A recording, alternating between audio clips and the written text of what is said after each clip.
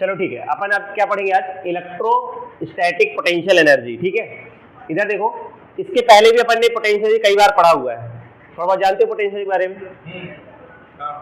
Potential energy जो energy बिल्कुल एक मतलब अपना वो जमा स्टोर्ड एनर्जी स्टोर्ड, जैसे पानी की टंकी वो स्टोर्ड में है, जैसे पानी तो वो पोटेंशियल, और जैसे अपना नीचे आएगा वो काइनेटिक में। ठीक है, ठीक है। बात इधर देखो, पोटेंशियल एनर्जी क्या होती है, या ऐसे क्या बोलते हैं अपन लोग, स्थितिज ऊर्जा के नाम से भी जानते हैं ना। पोटेंशियल एनर्जी कई जगह हो सकती है, जैसे स्प्रिंग पोटेंशियल एनर्जी भी होती है, ग्रेविटेशनल पोटेंशियल एनर्जी भी होती है कि नहीं होती? अभी अपन एसटीएम में पढ़ रहे थे, उसमें भी एनर्जी होती है। मतलब पोटेंशियल एनर्जी बहुत जगह पे आती है। और एक जगह और पढ़े थे अभी, कहाँ पे, डायपोल की पोटेंशियल पढ़े थे, अभी पढ़ के आए ना पिछले चैप्टर में, पोटेंशियल एनर्जी ऑफ डायपोल। तो एनर्जी अपन को बहुत जगह पे मिलती है, कई फॉर्म में मिलती है। जनरली हमें काइनेटिक एनर्जी और पोटेंशियल एनर्जी से मतलब होता है। तो देखो, इलेक्ट्रोस्टैटिक पोटेंशियल एनर्जी क्या होती है? इलेक्ट्रोस्टैटिक मतलब यहाँ पे चार्ज के बीच की एनर्जी बात कर रहे हैं। ठीक है, तो देखो इसको कैसे डिफाइन किया गया है, इलेक्ट्रोस्टैटिक पोटेंशियल एनर्जी। थोड़ा सा इसको समझे, फिर बाद में लिखेंगे अपन डेफिनेशन। तो जैसे दो चार्ज है, देखो ये दो चार्ज, मान लो ये चार्ज Q1 फिक्स है, इसको अपन ने किसी तरीके से होल्ड करके रखा हुआ है, और एक यहाँ से एक चार्ज अपन लाएंगे, अगर जैसे हम एक चार्ज को यहाँ से पकड़ के ला रहे हैं, Q2 चार्ज है, ये फिक्स है, ये कहीं नहीं मूव कर सकता, अपन ऐसा इसको बांध दिए हैं, या फिक्स किसी भी तरीके से फिक्स कर दो, ये फिक्स है। अब हम क्या कर रहे हैं, अब हम इस वाले चार्ज को इधर लाएंगे तो क्या होगा, फिर वही बात है कि ये वाला चार्ज इसको क्या कर रहा होगा, रिपेल कर रहा होगा। मतलब ये इसको रिपेल कर रहा है, क्योंकि अगर हम इस पॉइंट पे इसको छोड़ देंगे ना, ये तो भाग जाएगा। हम इसको जबरदस्ती इधर ला रहे हैं, ये तो उसी बात जैसे होगी ना, स्प्रिंग जैसे होती है, हम स्प्रिंग को जबरदस्ती क्या कर रहे हैं, कंप्रेस कर रहे हैं, स्प्रिंग को हम दबा रहे हैं। तो स्प्रिंग को जब हम दबाते हैं तो कौन सी एनर्जी आ जाती है, स्प्रिंग एनर्जी आती है, स्प्रिंग पोटेंशियल एनर्जी आ जाती है। तो सेम यही है, हम इस वाले चार्ज को जबरदस्ती ला रहे हैं, ये चार्ज यहाँ पे रखा हुआ है Q1, और Q2 को हम ला रहे हैं जबरदस्ती। क्यों? Q1 तो इसको रिपेल कर रहा है Q1, तो हम इसको जबरदस्ती इधर ला रहे हैं, और जबरदस्ती हम ला के इसको होल्ड किए हुए इधर, मतलब वर्क डन करना पड़ेगा ना, जबरदस्ती हमने इसको होल्ड किया हुआ, क्योंकि हम जैसे इसको छोड़ेंगे ये निकल लेगा, क्योंकि ये वाला चार्ज फिक्स है, ये तो कहीं जाएगा नहीं, ये इसको रिपेल कर रहा है, तो जहां भी हम इसको छोड़ेंगे नहीं वहां से निकल लेगा, ये भाग जाएगा उधर। तो इसलिए हम इसको जबरदस्ती ला रहे हैं, मतलब हमने इसको ला के, मान लो हमने R डिस्टेंस पे इसको ला के रख दिया, यहाँ पे इसको लाए, इस वाले चार्ज को हमने यहाँ पे लाया और यहाँ पे ला के रख दिया। तो अगर हमने इसको किसी भी तरीके से भी हमने इसको होल्ड किया हुआ है या रोका हुआ है Q2 को, तो जब तक हमने इसको रोका हुआ है मतलब इसमें एनर्जी है ना, क्योंकि हमने इसको यहाँ तक लाने के लिए कुछ वर्क किया होगा, वो वर्क किस फॉर्म में स्टोर हो जाएगा, एनर्जी के फॉर्म में। ये बात समझ आ रही है, नहीं आ रही? और ये रिपल्सन लग रहा है इनके बीच में, और ये एक दूसरे को मतलब क्या कर रहे हैं, रिपेल करना चाहते हैं। ये तो ठीक है, फिक्स कर दिए, कहीं नहीं जाएगा, लेकिन हाँ अगर इसको छोड़ेंगे तो ये भाग जाएगा। तो यही कारण है कि हम इसको इधर ला रहे हैं, तो हमको यहाँ से यहाँ तक लाने में कुछ वर्क करना पड़ा होगा, और यही जो वर्क होगी, अब बोल रहा है कि इस सिस्टम की पोटेंशियल एनर्जी क्या है, तो पोटेंशियल एनर्जी मतलब इस चार्ज को यहाँ तक लाने में हमने जितना काम किया होगा वही इसकी क्या हो जाएगी, पोटेंशियल एनर्जी हो जाएगी। हमें यही निकालना है कि इस चार्ज को हम यहाँ तक लाएंगे तो कितना वर्क करना पड़ेगा। अगर हमने वो निकाल लिए तो हमको पता चल जाएगी इन दोनों के बीच की पोटेंशियल एनर्जी क्या है। पोटेंशियल एनर्जी की डेफिनेशन होती है, किसी सिस्टम को बनाने में जितनी ऊर्जा खर्च होती है या जितना वर्क डन करना पड़ता है उसे हम क्या बोलते हैं, पोटेंशियल एनर्जी बोलते हैं, या फिर इसे स्थितिज ऊर्जा बोलते हैं। तो हमने इस चार्ज को Q2 और Q1 को लाने के लिए, मतलब हमको एक सिस्टम बनाना है, हमको एक ऐसा सिस्टम है जिसमें दो चार्ज है Q1 और Q2 है, उनके बीच की दूरी R हो, तो हमको ये सिस्टम बनाना है। इस सिस्टम को बनाने में या फॉर्मेशन में हमें कितना काम करना पड़ा या कितना करना पड़ेगा, अगर ऐसा करना है तो कितना करना पड़ेगा, और ऐसा कर दिया है तो कितना काम हुआ, वही बात है। तो अगर ऐसा है मतलब ये सिस्टम हमें बनाना है तो हमको कितना वर्क करना पड़ेगा, यही क्या कहलाएगा, यही इस सिस्टम की क्या कहलाएगी, इस निकाय की क्या कहलाएगी, स्थितिज ऊर्जा कहलाएगी, या फिर इसे क्या बोलेंगे, potential energy of a system. क्योंकि यहाँ पे चार्ज की बात हो रही है इसलिए इलेक्ट्रोस्टैटिक पोटेंशियल एनर्जी बोलेंगे। जैसे दो मास होते हैं तो वह ग्रेविटेशनल पोटेंशियल बोल देते हैं। बात समझ आ रही कि नहीं आ रही? तो ये यही कॉन्सेप्ट है। तो हमें डेफिनेशन क्या है, डेफिनेशन मैंने समझा दिया, किसी सिस्टम को बनाने में, जैसे दो चार्ज है, इस चार्ज को मतलब दो चार्ज है Q1 Q2, इनको R डिस्टेंस पर लाने में हमें कितना वर्क करना पड़ेगा, मतलब इस सिस्टम को बनाने में जो काम करेंगे हम, वही इस सिस्टम की क्या कहलाएगी, पोटेंशियल एनर्जी कहलाएगी। चार्ज दो से ज्यादा भी हो सकते हैं, हमको एक और चार्ज लाके यहाँ पे रखना है, मान लो Q3 लाना है, तो हमको ये सिस्टम बनाना है ट्रायंगल टाइप का, मतलब अब इसमें भी कुछ वर्क करना पड़ेगा, क्योंकि अब क्या है, जब हम तीसरे वाले चार्ज को लाएंगे ना, तो ये दोनों चार्ज इसको क्या कर रहे होंगे, रिपेल कर रहे होंगे, तो इसको भी लाने के लिए हमको कुछ वर्क करना पड़ा होगा।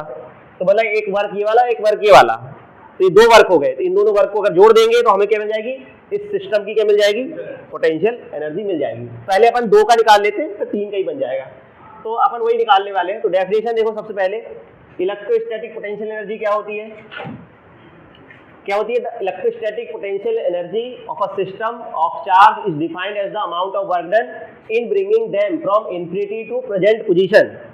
ठीक है, तो आवेशों के निकाय की स्थिति ऊर्जा क्या हो जाएगी, उन्हें अनंत से वर्तमान स्थितियों तक लाने में किए गए कार्य के मात्रा के बराबर होती है या कार्य के बराबर होती है। ठीक है, ये डेफिनेशन है पहले, है ना, डेफिनेशन लिखो पहले। ये किसकी डेफिनेशन लिख दी मैंने, इलेक्ट्रोस्टैटिक या स्थिर, ठीक है, स्थिर वैद्युत स्थितिज ऊर्जा। ठीक है, इसको नोट करो परिभाषा। और ये ऊपर और ये नीचे वाला है, हाँ ये हेडिंग है। ये एक जनरल डेफिनेशन हो गई पोटेंशियल एनर्जी की। अब हम दो चार्जों के बीच की पोटेंशियल एनर्जी निकालेंगे। ये भी लिखना, दो आवेश, ये भी लिखना, हाँ साइड हेडिंग लिखना है, दो आवेशों के बीच की स्थितिज ऊर्जा।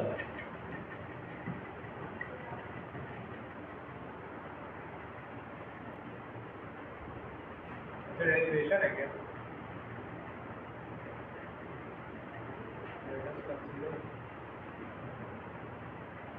इसका डेरिवेशन भी हो सकता है। हाँ डेरिवेशन करना है, आता है वो?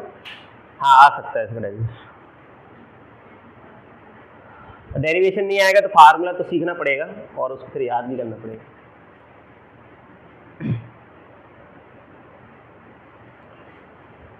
रुक जाओ अभी, ये सब मत लिखो अभी, ये बस हेडिंग बस लिखना है।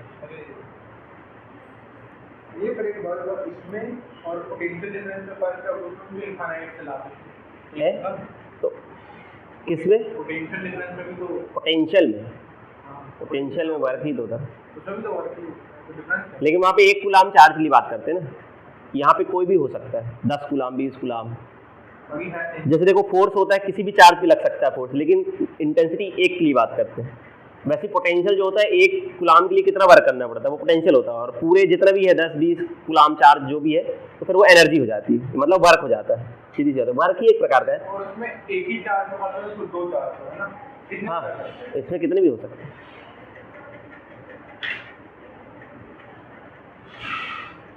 चलो अब देखें, अपन इसको सॉल्व करते हैं, इसका फार्मूला डेरिवेट करते हैं कि दो चार्ज अगर है, दो आवेश है, तो उनके बीच की स्थिति ऊर्जा कितनी होगी।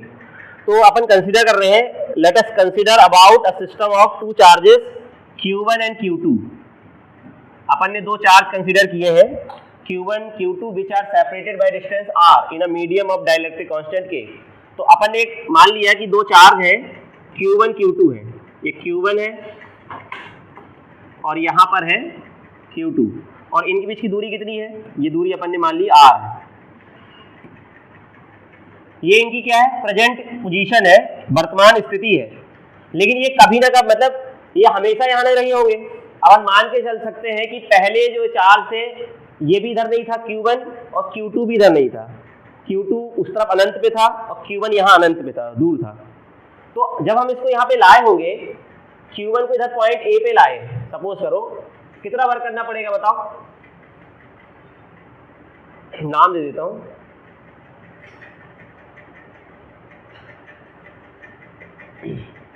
ये पॉइंट A है, नाम इसमें क्या दूं, चलो ठीक है।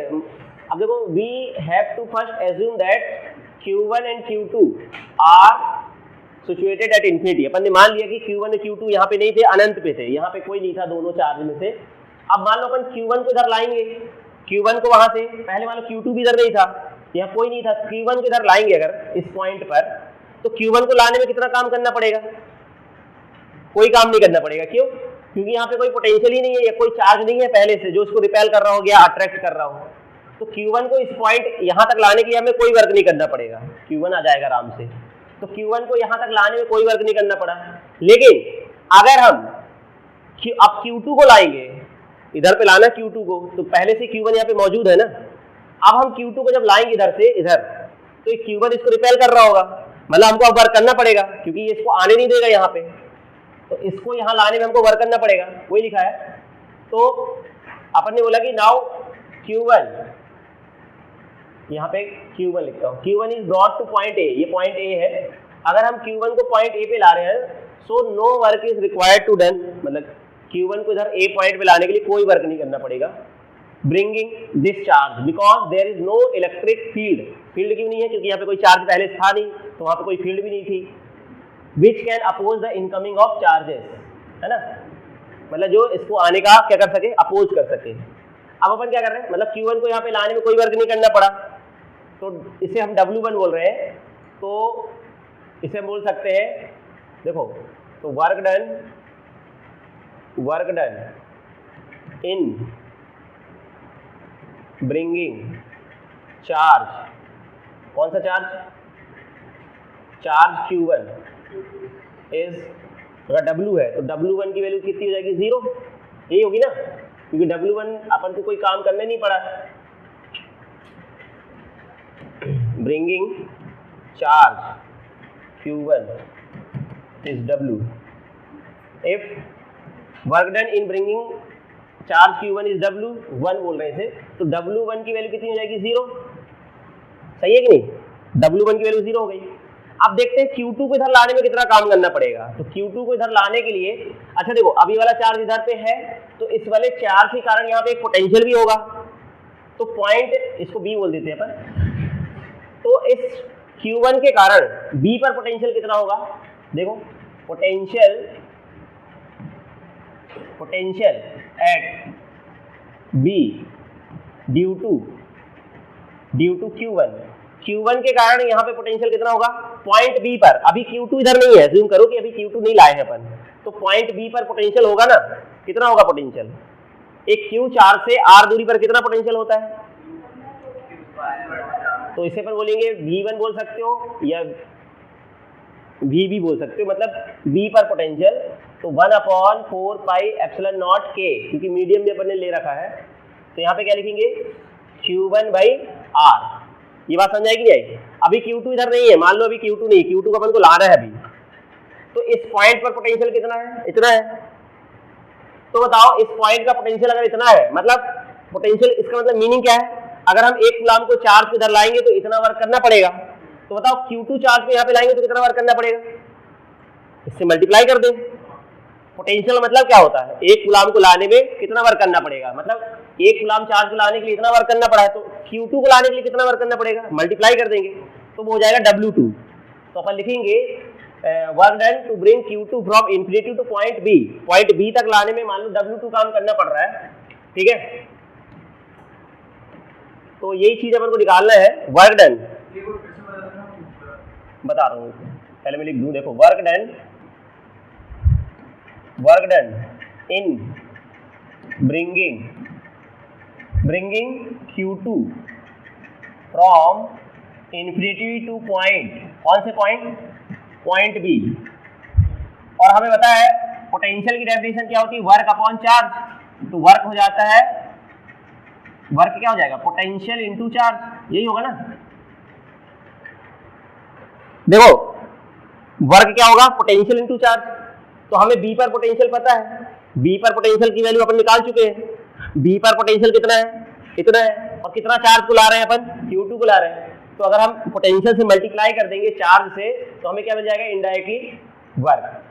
ये एक तरीका क्या है, ये इनडायरेक्ट तरीका है, पोटेंशियल से हम वर्क निकाल ले, तो इंटीग्रेशन करना पड़ेगा पूरा, जैसे अपन ने किया था उसका डेरिवेशन करते समय ये वाले फार्मूले का। बोलो, potential at B Q2 Q1 मतलब कुछ नहीं है भाई, ये चार्ज है ना, तो चार्ज का यहाँ पे पोटेंशियल तो होगा ना, नहीं होता, कोई चार्ज है तो उसे r डिस्टेंस पे पोटेंशियल नहीं होता, मतलब कुछ रिपेल करेगा, मतलब वर्क, वही तो है ना, अपन ने ये फार्मूला डेरिवेट कर चुके हैं ना, अगर Q चार्ज है तो उससे r दूरी पर कोई ना कोई पोटेंशियल तो होता है ना, और पोटेंशियल कितना होता है, यही होता है पोटेंशियल, मतलब क्या, वो धक्का आता है वर्क, एक कूलम को लाने के लिए कितना वर्क करना पड़ता है, वो पोटेंशियल कहलाता है, ठीक है। वो अपन पूरा इंटीग्रेशन से भी कर सकते हैं, ठीक है, ये कि अपन इंटीग्रेशन अब नहीं कर रहे हैं, अपन अब इस फार्मूले को डायरेक्ट यूज कर रहे हैं। तो कितना हो जाएगा, देखो इस फार्मूले में क्या लिखेंगे अपन, जो वर्क हो जाएगा W2 हो जाएगा, वो जाएगा Q2 इंटू VB, क्योंकि Q2 को हम कहाँ पे लाए हैं, पॉइंट B पर।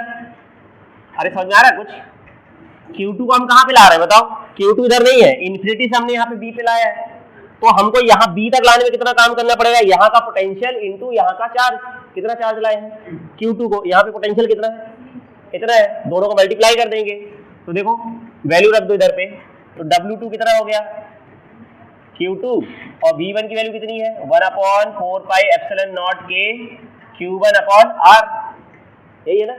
इन दोनों को लिख दे सॉल्व करके, मतलब इसको साथ में लिख दे रहा हूँ, अरेंज करके लिख रहा हूँ, Q1 Q2 को साथ में लिख दे रहा हूँ, Q1 Q2/R। देखो ये इतना वर्क करना पड़ेगा किसको लाने के लिए, Q2 को लाने के लिए, अनंत से बिंदु B तक लाने के लिए।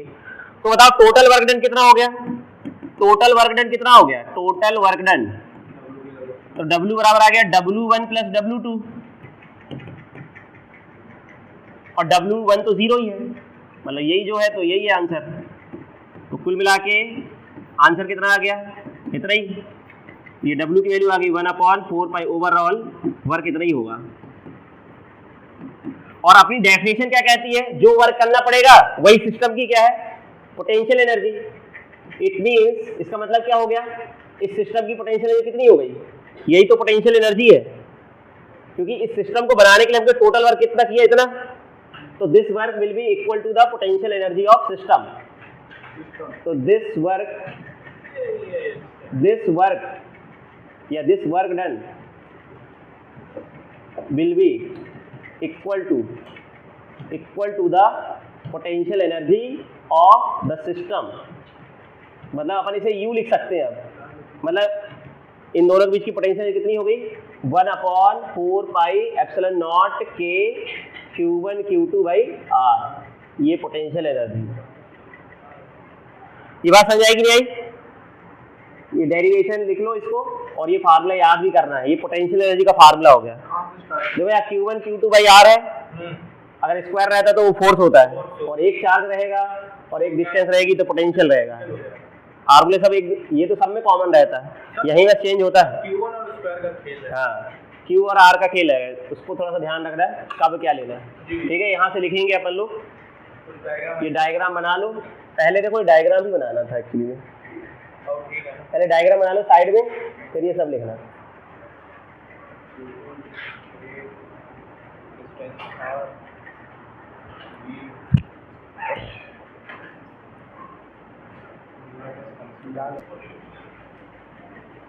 चलो एक बार और समझा देता हूँ, इसमें किया क्या अपन ने, समझ तो गए हो। अपन को दो चार्ज की पोटेंशियल एनर्जी निकालनी है, दो चार्ज के बीच में, तो ये दो चार्ज हैं Q1 Q2। अपन ये मान के चल रहे हैं कि दोनों शुरू में यहाँ नहीं थे, Q1 और Q2 यहाँ पे प्रेजेंट नहीं थे। अपन को Q1 को भी लाना और Q2 को भी लाना है। तो मान लो अपन ने Q1 को यहाँ पे लाया पॉइंट A पर, तो Q1 को यहाँ लाने के लिए कोई वर्क नहीं करना पड़ेगा, क्यों, क्योंकि यहाँ पे पहले से कोई चार्ज प्रेजेंट नहीं है।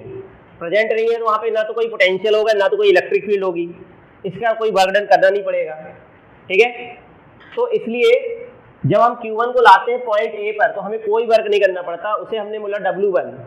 अगर Q1 को लाने के लिए W1 काम करना पड़ता है, सपोज करो W मतलब वर्क को अपने W नाम दिया है, लेकिन एक्चुअली वो W1 की वैल्यू 0 है, तो W1 है तो W1 की वैल्यू 0 हो गई, ठीक है। तो अब लेकिन हाँ, यहाँ पे ये चार्ज आ गया है Q1, तो Q1 यहाँ पे क्या प्रोड्यूस करेगा, इलेक्ट्रिक फील्ड भी प्रोड्यूस करेगा और पोटेंशियल भी प्रोड्यूस करेगा। तो हमें वर्क निकालना है, इसलिए हमने यहाँ पे पोटेंशियल की बात की, इंटेंसिटी नहीं निकालना। तो हमको वर्क निकालना है, इसलिए हमने यहाँ पे इसके कारण यहाँ पे पोटेंशियल देखा, तो इसके कारण Q1 के कारण पॉइंट B पर पोटेंशियल कितना हो जाएगा 1/4π Q1/R। इसके कारण निकाल रहे हैं Q1 के कारण, तो यहाँ पे Q1 लिखेंगे, और Q1 से इस पॉइंट की दूरी कितनी है, R है, तो Q1/R ये हो गया। अब हमें इस पॉइंट पर पोटेंशियल पता है और कितना चार्ज रखा हुआ है इधर पे Q2, तो Q2 को यहाँ लाने में कितना काम करना पड़ेगा, इस पॉइंट का पोटेंशियल इनटू चार्ज, तो मल्टीप्लाई कर देंगे, तो Q2 को यहाँ तक लाने का वर्क निकल आएगा। तो ये आ गया Q2 को, work done in bringing Q2 from infinity to point B। इस Q2 को अनंत से कहाँ तक लाने के लिए, पॉइंट बी तक लाने के लिए जो काम है उसे हम W2 बोल रहे हैं। तो W2 हो गया Q2 इंटू VB, तो Q2 की वैल्यू ये है और VB की वैल्यू पहले जो अपन निकाल चुके हैं उसको यहाँ पे पुट कर दिया अपन ने और दोनों को सॉल्व करके मतलब अरेंज करके लिख दिया। ये और ये एक ही बात है, बस मैंने Q2 को यहाँ लिख दिया है Q1 के साथ, Q1 Q2 बाई R। ये बात समझ आ रही है। फिर टोटल वर्क कितना हो गया, तो टोटल वर्क पहले वाला वर्क W1 और W2 को जोड़ेंगे, तो भाई W1 तो ऑलरेडी 0 है, तो W बराबर W1 प्लस W2, W1 की वैल्यू 0 रख दिए और W2 की वैल्यू ये है, दोनों को जोड़ेंगे तो यही आंसर आएगा। और इसी वर्क को, क्योंकि हमारी डेफिनेशन है इस सिस्टम को, इस निकाय को बनाने में जो काम करेंगे हम वही क्या है, इसकी स्थितिज ऊर्जा होगी। मतलब हमने इतना काम किया है तो यही क्या कहलाएगी, इस सिस्टम की क्या कहलाएगी, पोटेंशियल एनर्जी कहलाएगी। ठीक है। अब देखो अगर मीडियम नहीं दिया रहेगा, मीडियम की बात नहीं करेंगे तो के की वैल्यू को क्या ले लेना है 1। ये किसके लिए, मीडियम के लिए। और एयर क्या कर देंगे अपन, एयर और वैक्यूम। अगर वैक्यूम रहेगा मतलब वायु या निर्वात है, हाँ वायु या निर्वात के लिए हम लोग क्या करते हैं, इस के की वैल्यू को क्या कर लेते हैं, निर्वात के लिए इस के की वैल्यू को 1 रख देंगे तो आंसर क्या बन जाएगा, ये Q1 Q2 भाई लिख लो, ये वाला फार्मूला भी नीचे उसी के, R स्क्वायर नहीं रहेगा, R बस रहेगा। अगर ईयर को नहीं लेंगे तो है, तो वो दिया रहेगा ना कुछ तो मीडियम दिया रहता है। तो इन्फिनिटी स्टील के लिए होती है क्या, इन्फिनिटी किसके लिए लेते हैं, अभी तो मैं क्या, मेटल के लिए। स्टील क्या होता है। तो एयर और वैक्यूम के लिए पोटेंशियल एनर्जी का फार्मूला हो जाएगा ये।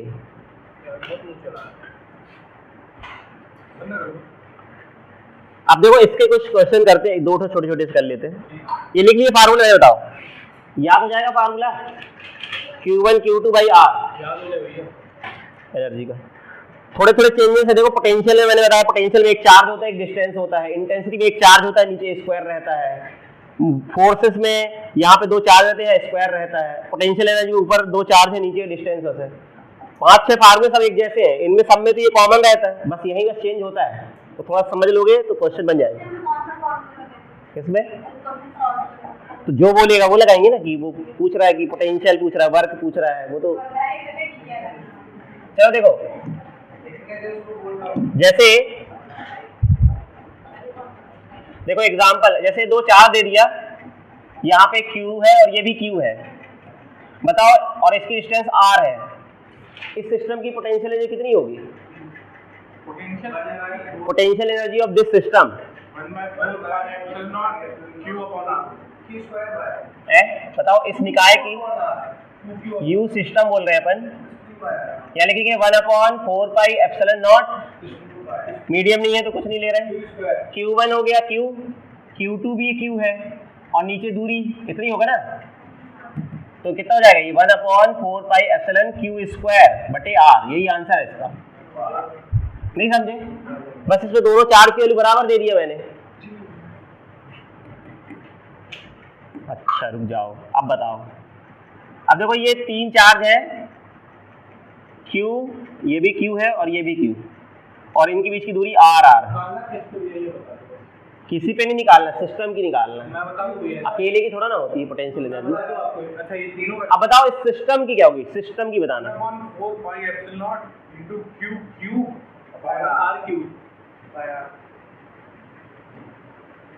इस सिस्टम की पोटेंशियल एनर्जी कितनी होगी, कितनी आएगी, 1/4 pi epsilon not into Q का क्यूब, गलत गलत गलत,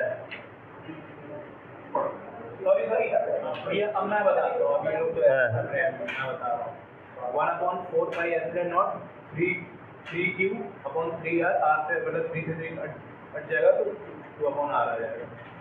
क्या है फिर से बोलो, 1/4 pi epsilon not 3Q upon 3R, 3Q upon में 3R, गलत, 3Q upon R, 3Q by R, ये भी गलत। तू क्या बोला था, 3Q इज क्यूब, 3Q हाँ, 3Q बाई 3R, नहीं गलत, 3Q by R cube, 3Q by R cube, नहीं, R क्यूब कहाँ से जाएगा नीचे, एक वर्ड में, हमने 3Q बाई R होगा, R स्क्वायर, अरे 3Q by under root R, अरे अंडर रूट भी नहीं है,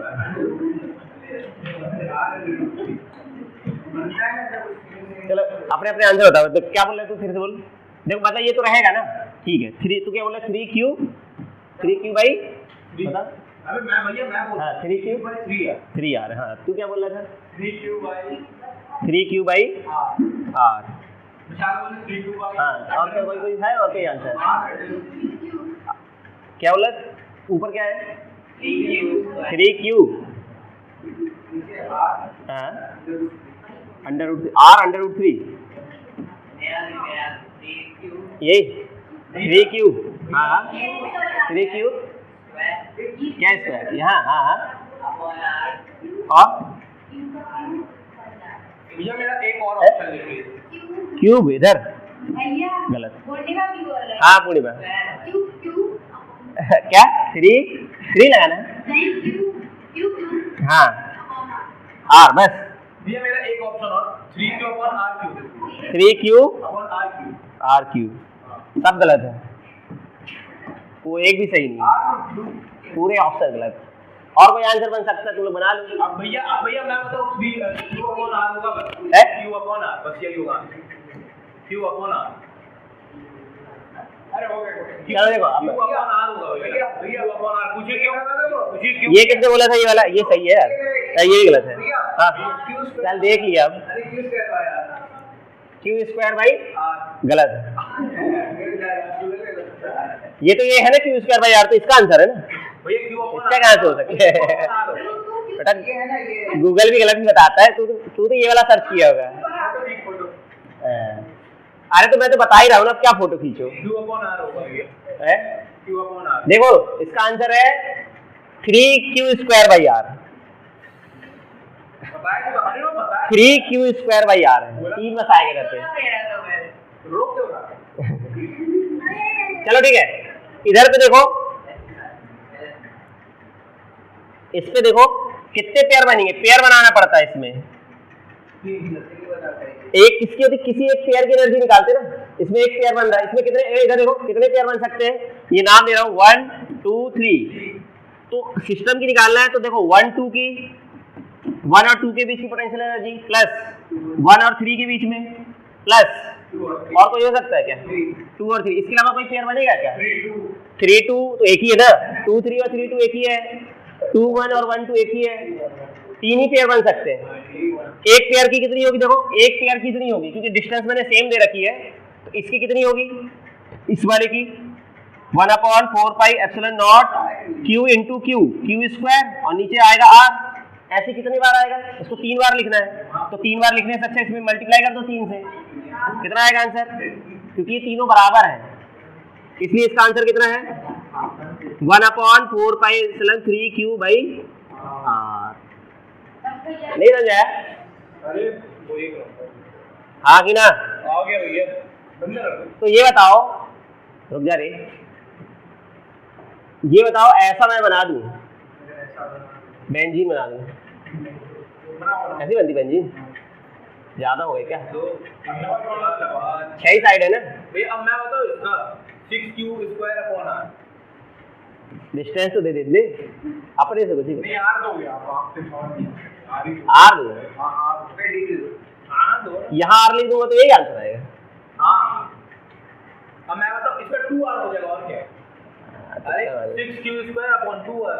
इसमें अगर देखो मैं बताता हूँ, अगर यहाँ पे Q रहेगा, सब जगह Q है, ऐसे नहीं बोल देना है, अगर मैं जब दूंगा तब ना आंसर बताओगे, ये तब होगा इसका आंसर कितना।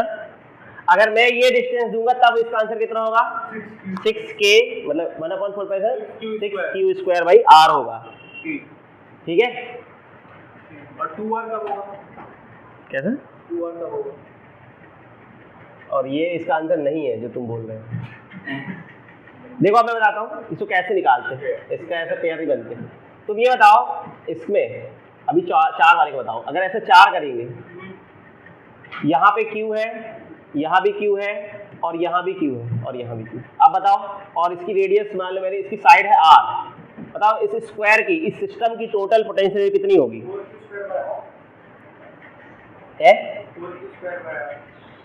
गलत है,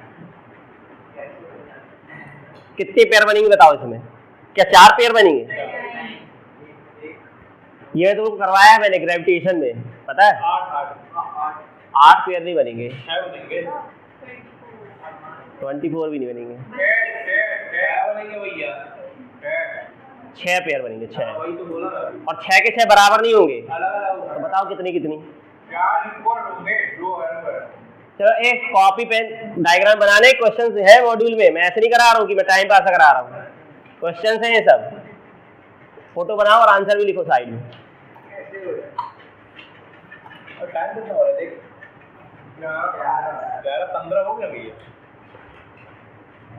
टाइम वेस्ट नहीं कर रहा हूँ, मैं पढ़ा ही रहा हूँ, मैं मजाक थोड़ा थोड़ा कर रहा हूँ।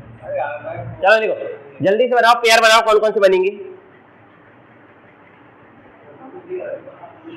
पेयर के नाम बताओ, कितने पेयर बनेंगे? अच्छा देखो इसका एक तरीका मैं बताता हूँ, इसका फार्मूला होता है n-1/2, इससे पेयर निकाल लेगा, नंबर ऑफ पेयर पता चलता है। 4 बाहर हो जाएंगे और 2 अंदर हो जाएंगे, और 2 अंदर। जैसे यहाँ n की वैल्यू जैसे इसमें रखोगे ना, जैसे देखो यहाँ n की वैल्यू 3 थी, तो यहाँ रखेंगे 3 रखोगे ना, तो इसका आंसर आएगा 3। इसको रख के देख लो, यहाँ 3 लिखेंगे, 3 - 1 2 आएगा, 2 से 2 कट जाएगा, तो आंसर 3 आएगा। किस वाले के लिए? अब जैसे यहाँ पे 4 है, यहाँ 4 रख के देखो, इसका आंसर 6 आएगा। अगर 4 चार्ज होते ना तो 6 पेयर बनते हैं। ये पेयर निकालने का फार्मूला इसको लिख लो कहीं पे, ये वाला नंबर ऑफ पेयर निकालने के लिए, ऐसे कई बार भूल जाते हैं। इसका डायगोनल क्या होता है? रूट r होगा ना। हाँ अब देखो बाजू में कॉपी जहाँ जाके कर रहे हैं, अपने से दिमाग लगाने नहीं है, नकल मान लो बाजू वाले की। नकल नहीं मारना तो करो तो। अच्छा तो कौन कौन से पेयर बनेंगे नाम दे दूं अगर मैं? देखो 1 2 3 4। अब मैं बताऊं? हाँ 6 पेयर के नाम बताओ। U12, हाँ U13, हाँ U34, बस U24 लिखते रहिए ना, भैया मैं बता रहा हूँ ना। हाँ U24 हाँ और U34 34 और ये फिर एक 14 और एक 23 अंदर के 23 हो गया 23 हाँ सही है, यही है 6 पेयर। हाँ। इसको थोड़ा सा देखो सीक्वेंस से लिखेंगे तो क्रम नहीं भूलेंगे, पहले 1 के सबके साथ लिखो, देखो सही बोला है वैसे, ऐसी बनेंगे। देखो U1 1 के पहले सबके साथ बनाओ, 1 का 2 के साथ, 1 का 3 के साथ, है ना, 1 का 2 के साथ, 1 का 4 के साथ, 1 का 3 के साथ, यही बनेंगे। 1 4 और देखो फिर 2 का देखो, 2 का किसके साथ बनेगा? 2 का 3 के साथ और 1 के साथ और 4 के साथ, 2 का 4 के साथ, ऐसे ही होगा। और बचा कौन सा? 3 का किसके साथ बनेगा पेयर? 3 का तो बस 4 ही के साथ बनेगा, क्योंकि 1 3 तो लिख चुके हैं अपन। इसको बढ़ते हुए क्रम में लिखा जाता है, देखो पहले 1 लिखेंगे ना, 1 1 के साथ, फिर 2, इससे कम वाला नहीं लेना। जैसे यहाँ है ना 2 तो 2 1 नहीं लेंगे, क्योंकि 2 1 पहले आ चुका होगा। इसके बनेंगे 6 पेयर। हाँ सही पकड़े। देखो यहाँ पे इसमें से ये देखो 4 पेयर कौन कौन से? ये वाला, ये वाला, ये वाला, मतलब कौन कौन से? 1 2, ये वाला 1 2 2 3, कहाँ गए 2 3? ये 2 3 1 4, कहाँ गए 1 4? नहीं लिखा अपन ने। हाँ यहाँ ये 1 4 एक्चुअली है, 1 2 1 3 1 4, ये वाला, ये 3 पेयर हो गए। और कौन सा एक और बच गया? 4 3, ये 3 4 4 3, ये वाले, ये 4 पेयर बराबर है। ये 4 पेयर की पोटेंशियल एनर्जी सेम होगी, कितनी होगी? इसकी होगी 1/4πε के लिखना हो लिखो, नहीं तो कोई दिक्कत नहीं है। यहाँ लिखेंगे देखो Q²/R, और यहाँ पे लिखेंगे 4 क्यों कर रहे हैं? क्योंकि ये चारों की सेम है। और बच गए 2 ये वाले, इसकी कितनी होगी? प्लस 1/4πε0 के लिखना हो तो लिखो, लिखे रहा हूँ तो लिख देता हूँ, ना भी लिखोगे चलेगा। हाँ इसकी और इसकी कितनी होगी? 1 3 और 2 4, ये वाला, इसका डायगोनल लेना पड़ेगा। इसका डायगोनल कितना होगा?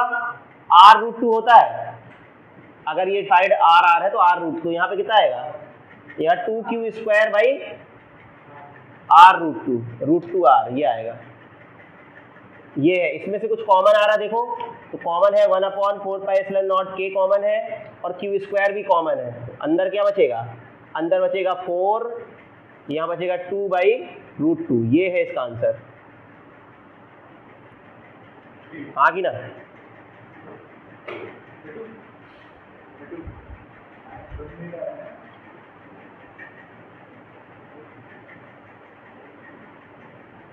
एक क्वेश्चन याद है तुम लोगों को? मैंने कमरा वाला कराया था, जिसमें क्यूब था, पेयर बनवाए थे।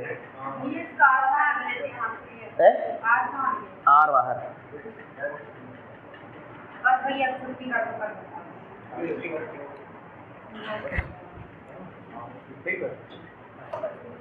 समझ गए ये? कर सकते हो ऐसा? कई बार देखो चार्ज की वैल्यू भी चेंज कर सकते हैं, माइनस प्लस करेंगे ना फिर साइन देखना पड़ता है, चिन्हों को भी देखना पड़ता है, लेकिन ये तो वेक्टर है, कुछ प्लस कुछ माइनस भी तो होंगे, इसलिए साइन देखना पड़ेगा ना। ये वेक्टर नहीं होंगे। जैसे यहाँ इसको मैं माइनस कर दूँ, इसको प्लस कर दूँ, कुछ कट जाएंगे, ठीक है।